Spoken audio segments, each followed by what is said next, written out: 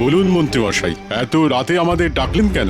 অনেকগুলো কথা আছে, যে কথাগুলো দিনের আলোয় বলা যায় না। ঠিক বলেছেন। এই কোনো বিশেষ কথা ওই রাতের অন্ধকারেই বলা যায়, বিশেষ করে ষড়যন্ত্রের কথা। হ্যাঁ, তুমি কি করে জানলে সেনাপতি যে আমি ষড়যন্ত্রের কথাই বলতে এসেছি? খুব সোজা মন্ত্রী মশাই। আজ রাজসভায় গোপাল যেভাবে আপনাকে অপমান করলো, সেটা সহজে ভুলে যাওয়া আপনার পক্ষে মোটেই সহজ নয়। একদম সত্যি কথা। আমাকে অপমান মানে গোটা কৃষ্ণনগরের প্রতিটা বর্ণশ্রেষ্ঠ মানুষের অপমান। মহারাজ যে ওর মধ্যে কি দেখেছে সেটা তো ভেবেই পাই না। বুদ্ধি বুদ্ধি, গোপালের অসম্ভব বুদ্ধি। ওই বুদ্ধির জন্যই গোপাল মহারাজের খুব প্রিয়। দেখো সেনাপতি, বুদ্ধির কথাই যদি বলো তাহলে সেই বুদ্ধি কিন্তু আমাদের মাথাতেও আছে, কিন্তু মহারাজ তো আমাদের পাত্তাই দেননি। কখনো কি আমাদের কাছে কোনো পরামর্শ চেয়েছেন? না, কোনো সমস্যা এলে প্রথমেই গোপাল তুমি বলো কি করা যায়। আরে তা অবশ্য ঠিক। তা আপনি কি কিছু ভেবেছেন? না, মাথায় কিচ্ছু আসছে না। কি করা যায় সবাই মিলে একটু ভাবো, বুঝলে, একটু ভাবো। শুধু এই কথাটা বলার জন্য আমি রাতে তোমাদের ডেকেছি। এমন কিছু একটা ভাবতে হবে যাতে মহারাজের কাছে গোপাল ছোট হয়, বুঝা গেছে? এবং মহারাজ সহ বাদ বাকি সভাসদরা যেন না বোঝে যে এটা আমাদের কাজ। আজ থেকে আমাদের ভাবনা শুরু। কালকের মধ্যে কিছু একটা উপায় বার করতেই হবে। চলো এখন আমরা যে যার ঘরে যাই। বিছানা হলো মানুষের চিন্তা করার সঠিক জায়গা। চলো।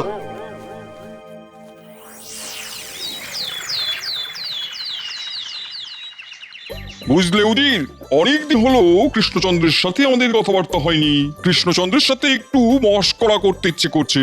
মশকরা করবেন? তা আপনার হঠাৎ করে মশকরা করার কথা কেন মনে হলো জাহাপানা? ওই গোপালের কথা মনে পড়লো। আসলে গোপালের মতন একজনকে আমি যদি আমার দরবারে পেতাম তাহলে কি ভীষণ ভালো হতো। এটা আপনি যথার্থই বলেছেন জাহাপানা, কিন্তু কিছুর বিনিময়েই গোপালকে আমাদের এখানে আনা যাবে না। হ্যাঁ উজির, গোপালের এই রাজভক্তি, নিজের মাতৃভূমির জন্যই এই দরদ, এটা আমার ভীষণ ভালো লাগে। ও শত প্রলোভনেও কৃষ্ণনগর ছেড়ে ওর মহারাজকে ছেড়ে আসবে না। আপনার মনের ইচ্ছেটা আমাকে জানান, আমি যথাসাধ্য চেষ্টা করব। তুমি একটা কাজ করো, তুমি ছদ্মবেশ ধরে কৃষ্ণনগরে চলে যাও। এমন কিছু একটা বুদ্ধি বার করো যাতে বেশ মজা পাওয়া যায়, কেমন? আর এই ফাঁকে গোপালকে কিছুদিনের জন্য এই মুর্শিদাবাদে আনা যায়। যথা আজ্ঞা জাহাপানা। তুমি দেরি করো না, যা করা রাজি করো। ওখানে যখন যাচ্ছ তখন কৃষ্ণচন্দ্র সম্পর্কে যে গুজবগুলো শুনেছিলে সেগুলো সম্পর্কে একটু খবর নিয়ে নিও। ওই খবর কার কাছে পাবে বলো তো? ওটা আর বলতে হবে না, দুর্বুদ্ধির বিশ্বকোষ মন্ত্রীর কাছে। বাহ বাহ বাহ বাহ, তোমার বুদ্ধি কিন্তু খুলছে, এটা খুব ভালো লক্ষণ।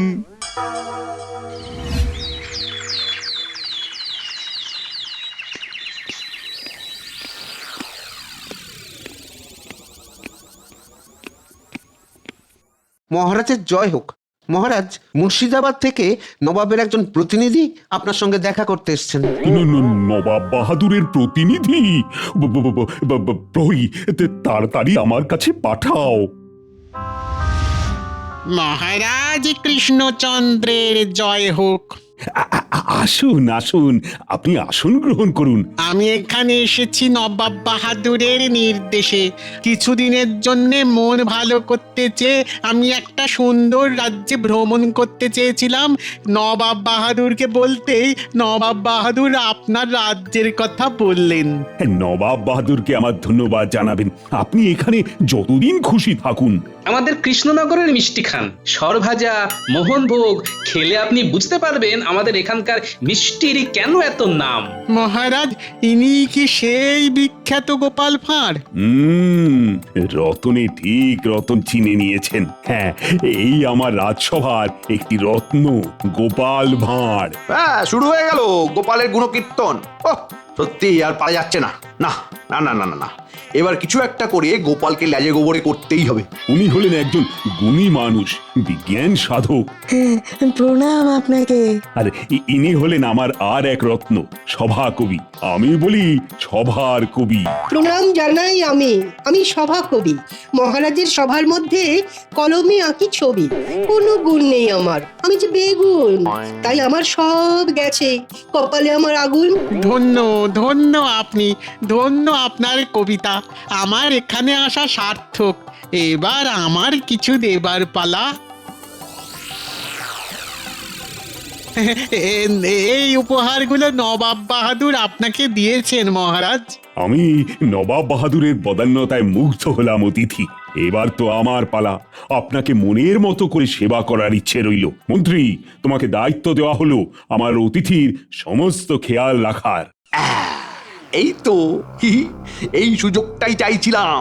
এইবার কানে বিষ ঢালতে আমার সুবিধা হবে। উপরওয়ালা হঠাৎ করে সুযোগ দিয়েছেন, হেলায় হারিয়ে ফেলার লোক আমি নই।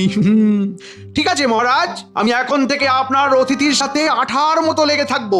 আমি কিন্তু আঠা জিনিসটাকে খুব একটা ভালোবাসি না। তাতে মন্ত্রী মশাই বলুন না, ওই ফুল আর ফুলের গন্ধ যেমন একসাথে থাকে ঠিক তেমন ভাবেই আপনার সাথে থাকবো। দারুণ, বহুত খুব তোফা বলেছেন আপনি। আমি খুব ক্ষুদ্র একজন মানুষ, আমাকে আপনি বলে সবার আর সমস্ত মানুষজনকে ছোট করবেন না। ঠিক আছে গোপাল, এই মুহূর্ত থেকে তুমি আমার বন্ধু। তোমার স্থান আমার বুকে। তুমি ছোট নও, তুমি অনেক বড় মানুষ। ব্যাস হয়ে গেল। আচ্ছা, ফুল আর ফুলের গন্ধ আমার তখন কেন মনে এলো না? আমার আঠাটাই মনে এলো। দূর বাবা, যাকে ভুল হয়ে গেছে, আর আঠা নিয়ে কোনো কথা বলবো না। ঠিক আছে, ওটা নিয়ে কোনো কিছু ভাবতে হবে না। যা হয়ে গেছে সেটা নিয়ে আর ভাবতে হবে না, এবার নতুন করে ভাবতে হবে। আপনি অনেক দূর থেকে আসছেন, এবার একটু বিশ্রাম নিন। ও মন্ত্রী, এনাকে নিয়ে অতিথিশালায় যাও, এনার বিশ্রামের ব্যবস্থা করো। যথাজ্ঞা মহারাজ।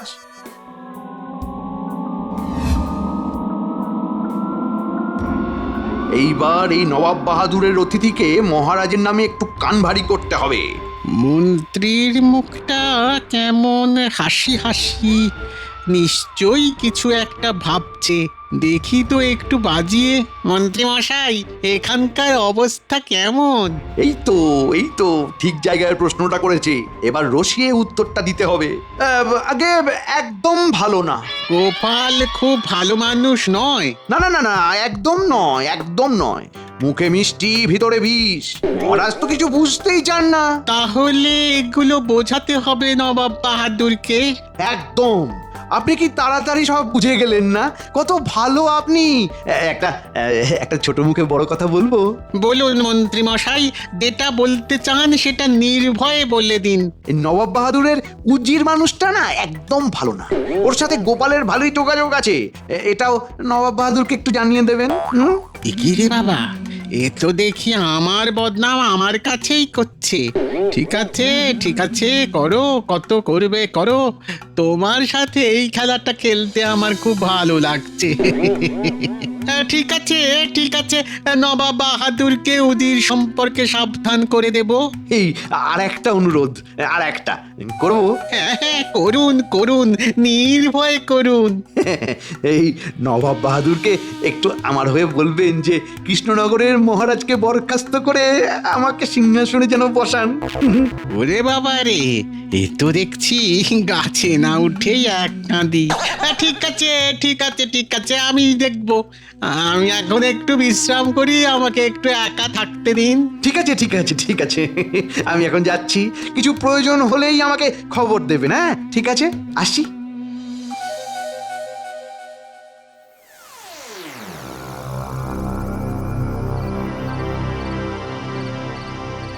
বিজ্ঞানী, একটা খটকা লাগছে বুঝলে।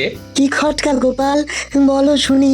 নবাব বাহাদুরের আত্মীয় বলে যিনি এসেছেন আমাদের রাজ্যে, তিনি গলাটা বিকৃত করে কেন কথা বলছেন এটাই তো বুঝতে পারছি না। তিনি কি তার পরিচয় লুকোতে চাইছেন? কিন্তু কেন? তুমি নিশ্চিত গোপাল যে উনি গলা বিকৃত করে কথা বলেছেন? 100% নিশ্চিত পণ্ডিত। কাল বিষয়টা রাজসভায় আমি তুলবো, দেখো না, কালকেই সব পরিষ্কার হয়ে যাবে। অগত্যা, চলো আমরা যে যার ঘরে যাই, কাল সকালের জন্য অপেক্ষা করি।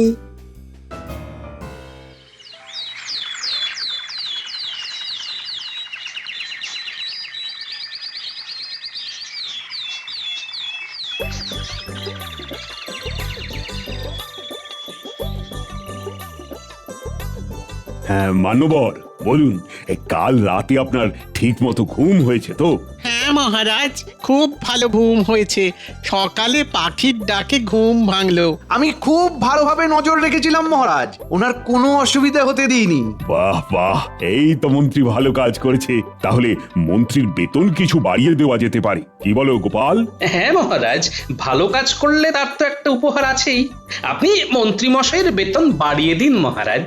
দেখো মন্ত্রী, গোপাল কিন্তু তোমার বেতন বাড়ানোর পক্ষে। এইদিকে তুমি হলে কিন্তু বলতে ঠিক উল্টোটা। এই রে, সত্যি করে বেরিয়ে না এলেই ভালো। না মহারাজ, আপনি আমাকে গোপালের বিরুদ্ধে যেমন ভাববেন না। আমি যুক্তিবাদী, রাজকোষাগার দেখে বিচার করি। আপনি তো আবেগতাড়িত হয়ে বলেই খালাস। আমার কিন্তু সব দিক দেখতে হয়। মহারাজ, আপনার কথা শেষ হলে আমি মহামান্য অতিথিকে কয়েকটা প্রশ্ন করতে পারি। স্বচ্ছন্দে গোপাল, আমি তোমার সব প্রশ্নের উত্তর দেব, কিন্তু তার আগে আমার একটা চাওয়া আছে মহারাজের কাছে। সেইটা চেনি, তারপর না হয় তোমার সব প্রশ্নের উত্তর দেব। তুমি রাজি তো গোপাল? অবশ্যই মান্যবর। আপনি আপনার চাওয়াটা আমাকে বলতে পারেন, আমি সাধ্যমতো চেষ্টা করব আপনার চাওয়াকে পাওয়াতে পরিণত করতে। মহারাজ, আমি কাল মুর্শিদাবাদ ফিরে যাব। আপনার এখানে দিনটা ভালোই কাটালাম। আপনার আতিথেয়তায় আমি মুগ্ধ। আমি সব কিছু নবাব বাহাদুরকে গিয়ে জানাবো। কি রে বাবা, আমি কাল এত কথা বললাম, কই ওই কথাগুলো নিয়ে কোনো আলোচনা তো করলো না। ওটা কি মুর্শিদাবাদে ফিরে গিয়েই করবে নাকি? মহারাজ, আমি আপনার আতিথেয়তায় মুগ্ধ। আপনার কাছে একটা জিনিস চাই মহারাজ। নিশ্চয়ই, আপনি বলুন মানবর, আপনার কি দরকার? আপনাকে অদেও আমার কিছুই নেই।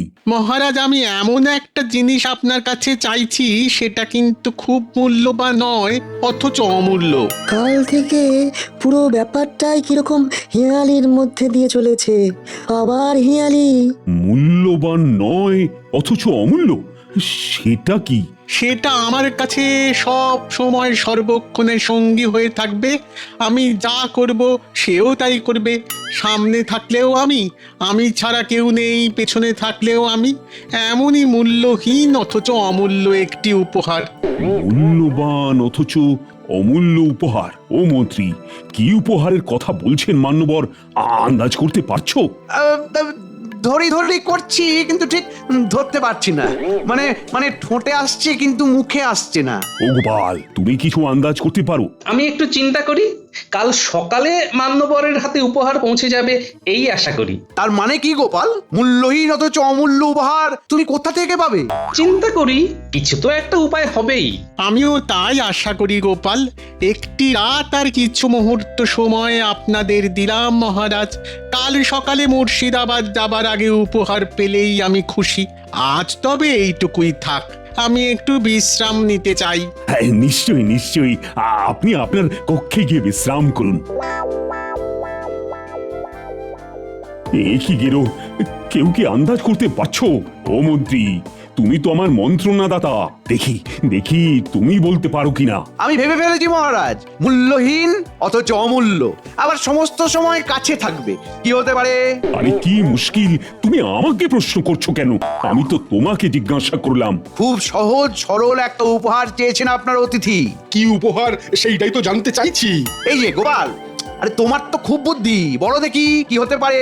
মন্ত্রী মশাই, আপনি যখন ভেবেই ফেলেছেন তখন আপনি বলুন, আমরা শুনি। মহারাজ, নিতান্তই তুচ্ছ এবং একটি ক্ষুদ্র দ্রব্য। বলুন তো কি? আরে কে রে, তখন থেকে আমাকেই প্রশ্ন করে যাচ্ছে। হেয়ালি না করে ঠিকঠাক উত্তর দাও। ছাতা। ছাতা। ছাতা? শুধু একটা ছাতা? হ্যাঁ মহারাজ, শুধু একটা ছাতা। আপনার মহামান্য অতিথি কি বলেছেন একটু স্মরণ করুন। বলেছেন এমন একটি মূল্যহীন অথচ অমূল্য উপহার আমাকে দেবেন, যা সামনে থাকলেও আমার, পেছনে থাকলেও আমার সর্বক্ষণের সঙ্গী। হয়ে গেল। উনার কথার মধ্যেই তো উত্তর লুকিয়ে আছে। হ্যাঁ, ঠিক বলেছ। তোমার বেতন আমি বাড়িয়ে দেব গোপাল। এটাতে কিন্তু তুমি হেরে গেলে, আর আমার মন্ত্রী কিন্তু তোমাকে হারিয়ে দিল। এই হারে অনেক সুখ আছে মহারাজ। মন্ত্রী মশাই, আপনি অসাধারণ। আপনি 100-তে 100 পেয়েছেন। তাহলে মহারাজ, মন্ত্রী মশাই একটা ভালো দেখে ছাতা কিনে নিয়ে আসুক। হ্যাঁ মন্ত্রী, তুমি খাজাঞ্চির কাছ থেকে যত মোহর লাগে নিয়ে তুমি ছাতা আনতে চলে যাও। যথাজ্ঞা মহারাজ। আজকের মতো সভা এখানেই শেষ হলো।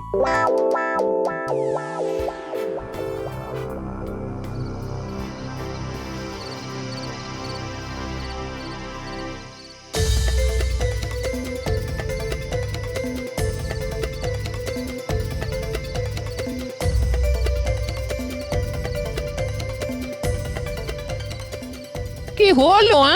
অনেক তো রাত হলো, এবার শোবে না? কি চিন্তা করছো তুমি? আচ্ছা গিন্নি, মূল্যহীন অথচ অমূল্য, সর্বক্ষণের সঙ্গী, সামনে থাকলেও আমি, পিছনে থাকলেও আমি যা করব সেও তাই করবে, উপহার মূল্যহীন অথচ অমূল্য, কি হতে পারে?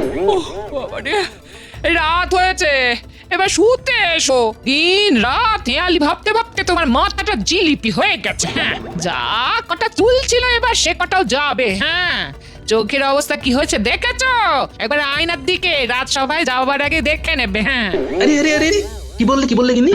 আবার বলো। বলছি আয়নার দিকে একবার তাকিয়ে দেখো চোখের অবস্থাগুলো কি হয়েছে। ধিন ধিন তা ধিন ধিন তা ধিন ধিন তা, বাতিল হলো ছাতা, বাতিল হলো ছাতা। এই কি হলো? কি হলো? রাত দুপুরে নাচ শুরু করছো কেন? গিন্নি, মানুষ কেন নাচে আগে বলো? মানুষের আনন্দ হলে। আমার এই মুহূর্তে খুব আনন্দ হচ্ছে তাই নাচছি। গিন্নি, খাটের তলায় বাক্সের মধ্যে একটা সুন্দর আয়না আছে না, ওটা বার করো তো, বার করো। ও, যে আয়না আমার বাবা ফুলসজ্জার তত্ত্বতে পাঠিয়েছিল সেইটা? সেইটা, ওটা দাও। ওটা কাল একজনকে দিতে হবে। ও মা, আমার বিয়ের জিনিস তুমি কাকে দেবে?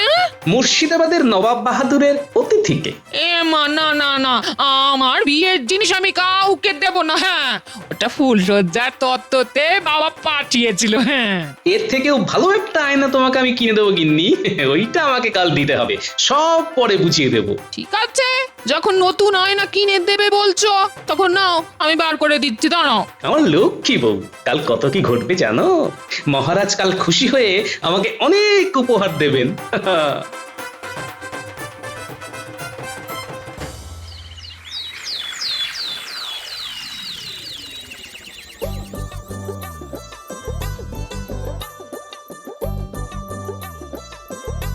মহারাজ, যাবার আগে উপহারটা যদি পেতাম তাহলে খুব ভালো হতো। আপনার উপহার প্রস্তুত মান্যবর। মন্ত্রী কাল আপনার হেঁয়ালির পূর্ণ অর্থ আমাকে বুঝিয়েছে। তাই নাকি? আপনার মন্ত্রী আমার হেঁয়ালি বুঝতে পেরেছে? খুব কঠিন আপনার হেয়ালি মান্যবর, কিন্তু আমি তো মন্ত্রী। আমার মন্ত্রী মাঝে মধ্যে একটু ভুলচুক করে ফেলে বটে, কিন্তু ঘটে বুদ্ধিটা আছে। গোপাল কোথায় গেল? আমার মনে হচ্ছে মন্ত্রী বলছেন যেটা ভাবছেন না সেটা। আজ দেখো গোপাল দেরি করছে। আমি গোপালের জন্য অপেক্ষা করব মহারাজ। গোপালকে না দেখে আমি যাব না। বাবা, এ তো অন্ধ গোপাল প্রেম। ওই যে আসছে গোপাল, দেখছি চকচকে কপাল। মহারাজের জয় হোক। মান্যবর, আপনার উপহারটা আনতে একটু দেরি হয়ে গেল। কাল তো কথা হয়ে গেল, আবার উপহার নিয়ে আসার কি প্রয়োজন? প্রয়োজন আছে মন্ত্রী মশাই, তার আগে মহারাজের অতিথির সঙ্গে আমার কয়েকটা কথা আছে। ভয়ে বলবো নাকি নির্ভয়ে বলবো? ভয় কেন গোপাল? বলো বলো বলো, নির্ভয়ে বলো। মান্যবর, আপনার গলায় কি কোনো সমস্যা দেখা দিয়েছে? গলার স্বরটা খুব চেনা চেনা লাগছে, অথচ চিনতে পারছি না, এটা কেন মনে হচ্ছে মান্যবর? বুদ্ধি বটে গোপাল, তোমার বুদ্ধি বটে। তুমি ঠিক আমায় ধরে ফেলেছো। আমি যতই ছদ্মবেশ ধরি না কেন, আমি তোমার কাছে যে ধরা পড়ে যাব সেটা আমি ভেবেছিলাম। এই রে, উজির সম্পর্কে খুব খারাপ খারাপ কথা বলেছি তো। কি মন্ত্রী মশাই, নবাব বাহাদুরের উজির খুব খারাপ লোক না? হ্যাঁ, উজির মশাই, মাফ করে দিন, মাফ করে দিন, আমার খুব ভুল হয়ে গেছে। তোমাকে মাফ করতে পারেন একমাত্র মহারাজ। মহারাজ, আপনার সম্পর্কে, এই কৃষ্ণনগর সম্পর্কে অনেক খারাপ কথা আমাদের কাছে জানিয়েছিল। তাই নাকি? নবাব বাহাদুর সেই সমস্ত গুজবে কান না দিয়ে উনি আমাকে এই কৃষ্ণনগরে আসার কথা বলেন, এবং এটাও বলেন যে আমি যেন ছদ্মবেশে যাই। যাকগে মন্ত্রীমশাই, তোমার উপহারটা দেখি। তুমি আমার হেঁয়ালি কি বুঝেছো দেখি। আগে ছাতা। ছাতা? হ্যাঁ, আমার হেঁয়ালিতে তোমার ছাতা মনে হলো। গোপাল, তুমি বলো, তুমি কি উপহার এনেছো মহারাজের পক্ষ থেকে? আয়না, দর্পণ উজির, সর্বক্ষণের সঙ্গী, সামনেও আপনি, পেছনেও আপনি, ওপরেও আপনি, নিচেও আপনি, মূল্যহীন অথচ অমূল্য। অসাধারণ অসাধারণ তোমার বুদ্ধি গোপাল, অসাধারণ। দাও দাও দাও, তোমার উপহার দাও। নবাব বাহাদুর তোমাকে খুবই পছন্দ করেন। মহারাজ মুর্শিদাবাদে আপনাদের নবাব বাহাদুরের পক্ষ থেকে নিমন্ত্রণ করে গেলাম। উজির, তোমাকে আমি যে কি বলে ধন্যবাদ দেব তার ভাষা নেই। তুমি মন্ত্রী ষড়যন্ত্র আমার কাছে বলে আমার এক ভীষণ উপকার করেছো। আমি এর সঠিক বিচার করব। আমি তাহলে এবার আসি, মুর্শিদাবাদে দেখা হবে। বিদায়। গোপাল, তোমার কাছে আমার ঋণের শেষ নেই। তুমি আবারও আমার সম্মান রাখলে। মহারাজ, আমি কৃষ্ণনগরের মান রাখতে পেরে নিজেকে ধন্য মনে করছি। নাও প্রহরী, নাও মন্ত্রী মশাইকে কারাগারে নিক্ষেপ করো। ক্ষমা ক্ষমা ক্ষমা ক্ষমা ক্ষমা করে দিন মহারাজ, মহারাজ মহারাজ মহারাজ, আমাকে ক্ষমা করে দিন। আমার খুব ভুল হয়ে গেছে মহারাজ, মহারাজ আমার খুব ভুল হয়ে গেছে, আমাকে ক্ষমা করে দিন মহারাজ, আমাকে ক্ষমা করে দিন। আমরা সবাই মিলে গোপালের নামে জয়ধ্বনি দিই। জয় গোপালের জয়। জয় গোপালের জয়, জয় গোপালের জয়, জয় গোপালের জয়।